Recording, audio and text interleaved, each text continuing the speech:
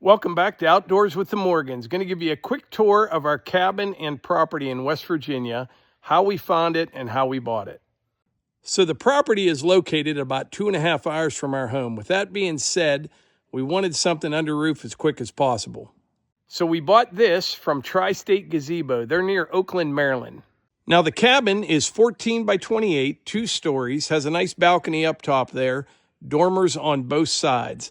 This was hauled in here. And then once it got here, an Amish crew set everything up. The roof was all folded down. They installed the dormers. They had everything weather tight in probably 3 or 4 hours.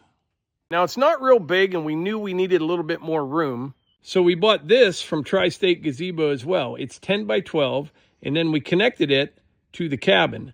This will be the shower house. Now everything is setting on a concrete slab. And here in the back of the cabin, we poured a little patio. This is stamped concrete from Concrete with the Hosses. It looks like old barn wood. Looks fantastic.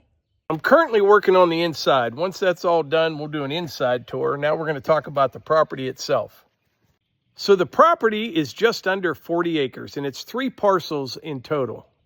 The road's down that way probably about 400 feet. I cut the driveway in right after we built the property.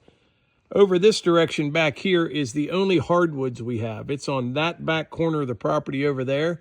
Everything else you see is either red pine like this or white pine. Now this at one time was an old farm field, and probably in the late 40s, early 50s, I'm guessing, they planted all this red pine. We'll take a little hike back in the woods on my freshly mowed trail. I did that this morning with the mini skid and the brush cutter.